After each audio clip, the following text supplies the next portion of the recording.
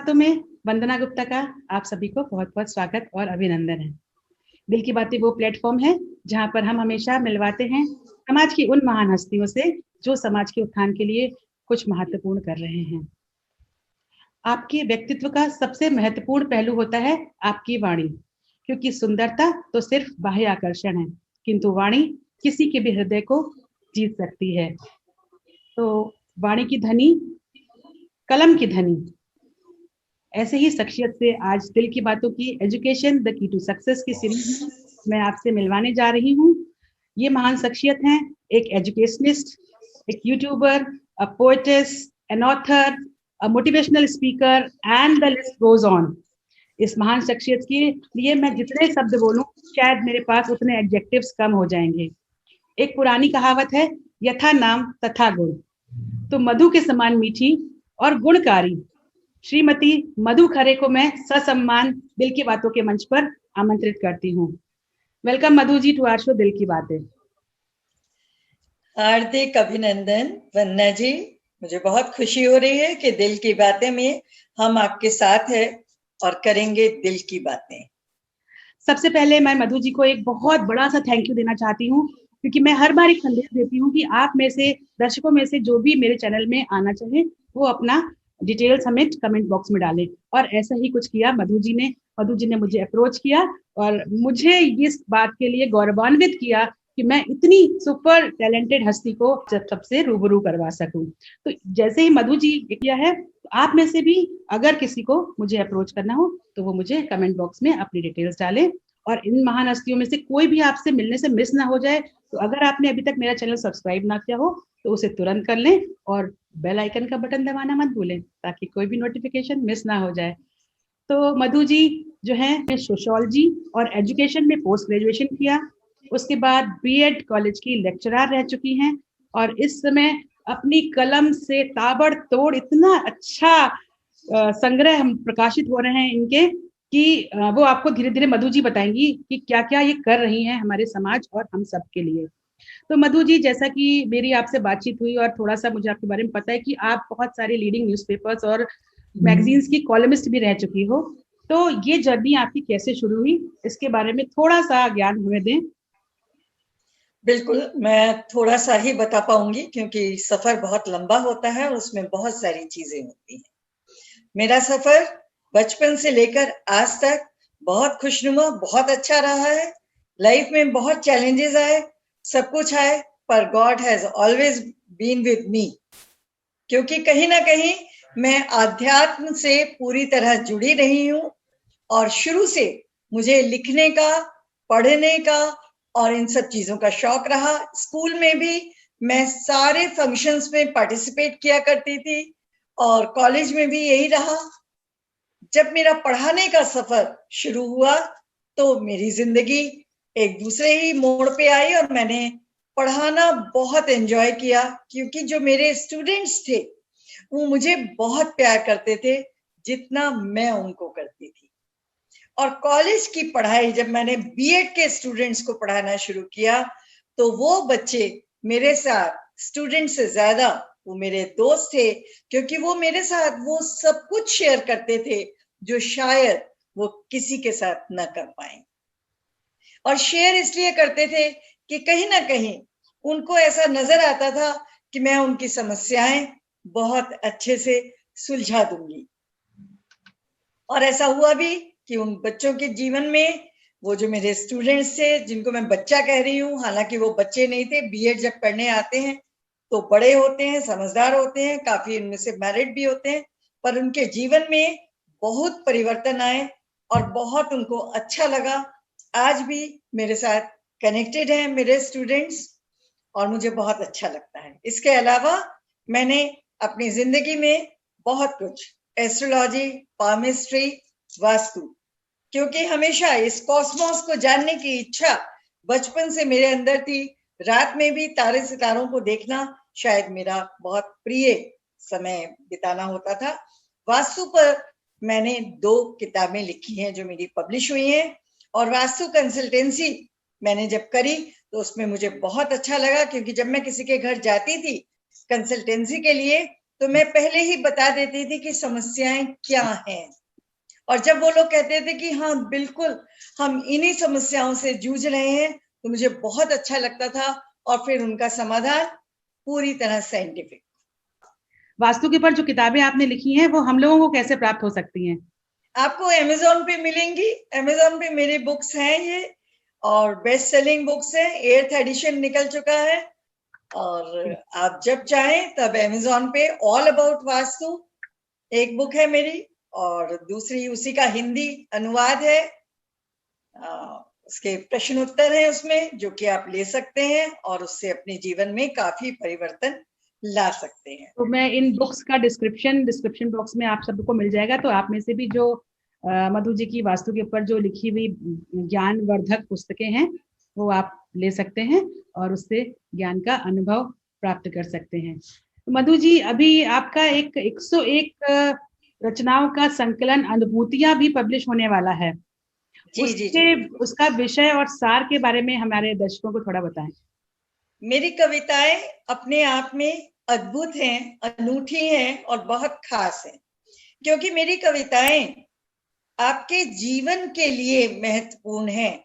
जीवन कैसा होना चाहिए और जीवन में आने वाली उलझने, परेशानियां, उनका सामना आप कैसे करें, वो मैंने अपनी कविताओं के माध्यम से लोगों को बताने की कोशिश की है। फेसबुक में तकरीबन रोज मेरी एक कविता मैं लिखती हूँ, जिसको मैं पोस्ट करती हूँ, और मेरे चाहने वाले बहुत हैं उसमें, जिनको मेरी कविताएं बहुत पसंद आती हैं। और इसीलिए मैंने ये सोचा कि एक संकलन इसका पब्लिश हो रहा है, अनुभूतियां। जैसे ये पब्लिश होगा, आप सब स्वागत है, आप जरूर पढ़ के देखिए। देश काल परिस्थिति के अनुसार साहित्य की विधाएं हमेशा बदलती रही हैं। प्रिंट मीडिया तो हमेशा से ही प्रचलन में रहा है, लेकिन अभी आजकल सोशल मीडिया का जमाना आ गया है। सब लोगों के हाथ में लैपटॉप और मोबाइल होता है और उसी में सब लोग अपना ज्ञानवर्धन भी कर लेते हैं। तो इस सोशल मीडिया के दौर में भी आपने उन विधाओं के साथ साथ इस विधा को भी अपनाया और यूट्यूब और फेसबुक जैसे प्लेटफॉर्म पे अपना ज्ञान हम लोग के संग साझा कर रही हैं। तो ये जर्नी जो है वो आपकी social from print media to social media, इसके बारे में थोड़ा बताएं। और हाँ, हमारे दर्शकों को ये जरूर बताएं कि how anybody can do this.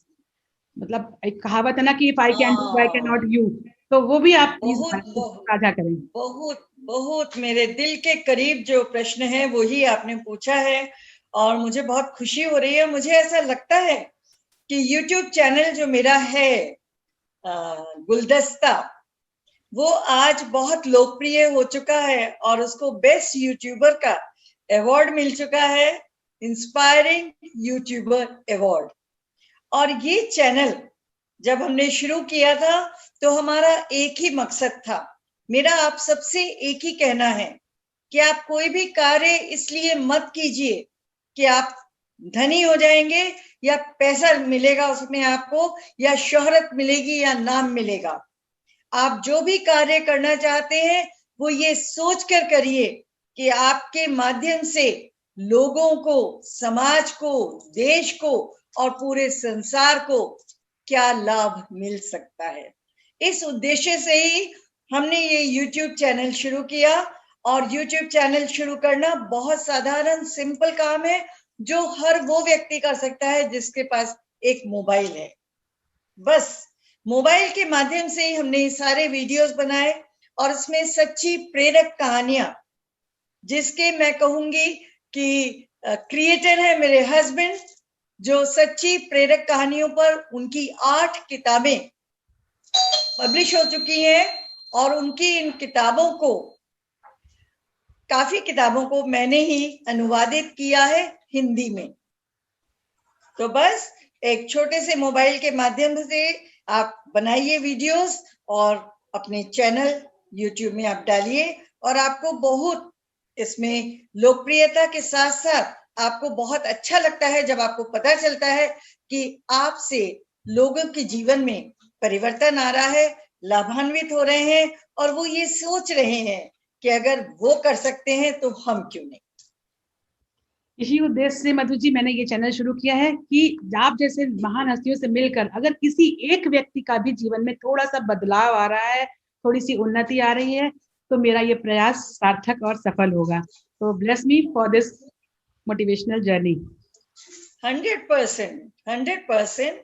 All the blessings are there, and above all, I think more than my blessings or anybody else's blessings, God's blessings are the final thing, and God always keeps on blessing us. So, Vanna, just move ahead. आप जो कर रही हैं, समाज के लिए कर रही हैं, कुछ अच्छा कर रही हैं, तो बस फिर आशीर्वाद तो हर समय आपके साथ रहेगा ही। मधु जी, जैसा कि मैंने अभी आपके इंट्रो में बोला था कि you are a very good motivational speaker. Motivational speaker तो बहुत सारे विषयों में बोलते हैं, बट कोई एक विषय होगा जो आपके दिल के बहुत करीब होगा, तो हम उस विषय को जानना चाहते हैं और अपने दर्शकों के संग साझा करना चाहते हैं। मेरे दिल के करीब जो विषय है, वन्ना जी, बहुत अच्छा आपने सवाल पूछा। वैसे तो मेरे दिल के करीब सारे विषय जिन पर भी मैं बोलती हूँ वो सारे मेरे दिल के करीब हैं, पर इन सारे विषयों में भी जिसपे मैंने फेसबुक लाइव भी लिए हैं और मेरे बहुत सारे इंटरव्यूज भी लोगों ने लिए हैं और उस पर मुझे बहुत मजा भी आया। जिन्होंने लिया इंटरव्यू उनको भी बहुत अच्छा लगा। फेसबुक लाइव में भी बहुत सारे मेरे जो दर्शक थे उनको बहुत अच्छा लगा, उनके जीवन में भी इससे परिवर्तन आया। वो है रिश्ते। आज के जीवन में रिश्तों का एक अलग ही संसार है और ये रिश्ते हमारे जितनी खूबसूरती से बनते हैं उतनी ही खूबसूरती से बिखरते हैं।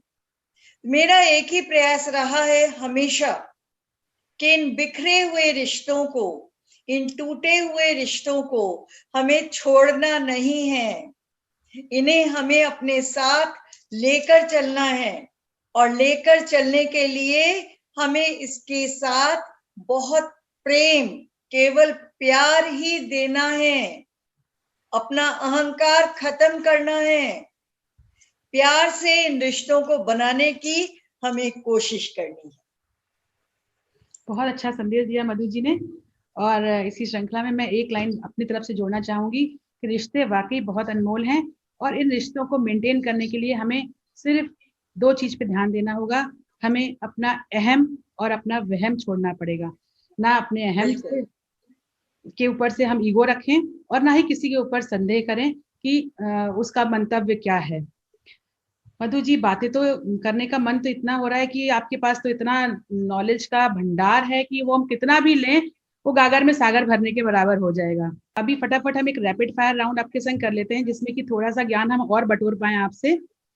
तो जो ये आप अपनी रचनाएं लिखती हैं और फेसबुक पे और यूट्यूब में पब्लिश करती हैं और किताबें भी पब्लिश करती हैं, उन सब में सबसे अच्छा टॉपिक आपको कौन सा लगा आज तक? रिश्ते तो आपने बता दिया कि वो एक विषय है, बट एक कोई टॉपिक के ऊपर। जी, मेरे लिए सबसे अच्छा टॉपिक है जिंदगी का सफर। यस, इसी पर मैंने सबसे ज्यादा काम किया है। जिस पे ये गाना भी बना है, ये कैसा सफर, कोई समझा नहीं कोई जाना नहीं। बड़े बड़े विद्वानों ने भी इस पे बहुत कुछ लिखा है, बहुत कुछ बताया है, बट वो हमें अभी भी कम ही लग रहा है मुझे कि इस पे कितना भी ज्ञान आप कोई भी कितना भी ज्ञान परोस सकता है हमें। जी बिल्कुल। आपकी जिंदगी के बहुत सारे खट्टे मीठे अनुभव रहे होंगे। आपने इतने सारे बसंत देखे हैं अपनी जिंदगी में, तो उन खट्टे मीठे अनुभवों में एक अपना मेमोरेबल डे हमारे संग शेयर करिए कि वो कौन सा था जो आपको हमेशा हमेशा याद रहेगा। वन्ना जी, ये प्रश्न थोड़ा सा आपने कठिन पूछा है क्योंकि मेरी जिंदगी में इतने खूबसूरत, इतने मेमोरेबल समय रहे हैं कि मैं उनमें से एक चुन पाना वास्तव में मुश्किल है, बट स्टिल मैं आपके साथ जरूर साझा करना चाहूंगी।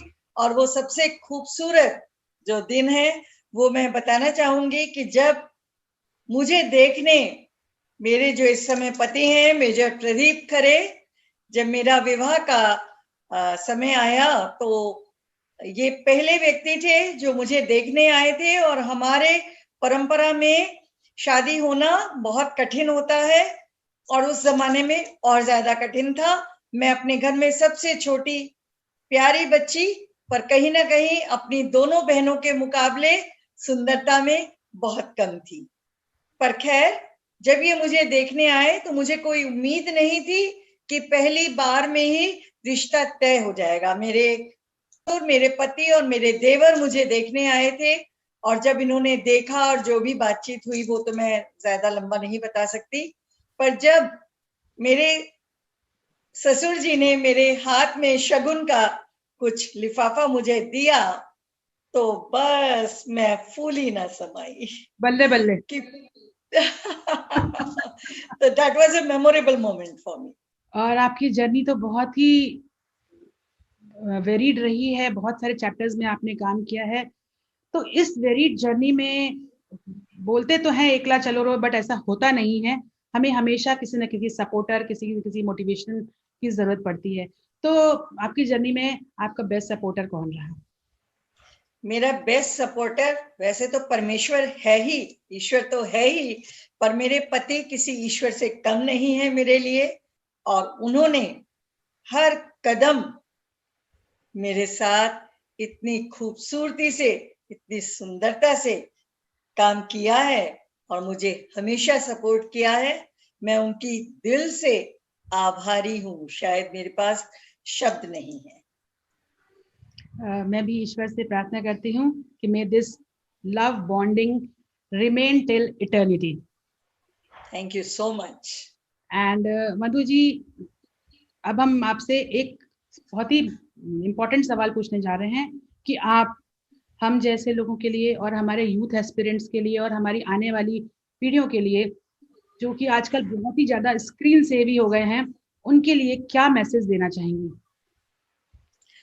बहुत आज के समय में वंदना जी आपने बिल्कुल बहुत अच्छा प्रश्न पूछा है, और बस मेरा एक ही संदेश है सबके लिए, चाहे वो युवा हो, बच्चे हो या कोई भी, कि आप जितना ज्यादा दूर रह सकते हैं मोबाइल से, लैपटॉप से, टीवी से, उतना ही अच्छा है।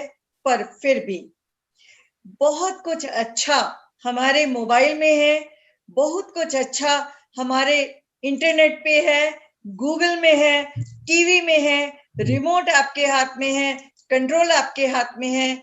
अच्छा देखिए, अच्छा सोचिए, अच्छा करिए, सकारात्मक रहिए, रिमेन पॉजिटिव ऑलवेज, और ऐसे ही लोगों की संगत कीजिए जो पॉजिटिव हैं, जो आपको अपलिफ्ट करना चाहते हैं। उनके साथ बिल्कुल मत रहिए जो नेगेटिव हैं, गंदे विचार रखते हैं और आपको नीचे गिराने का प्रयास करते हैं। Just leave their company and remain very happy, be very respectful for your elders and very loving for all.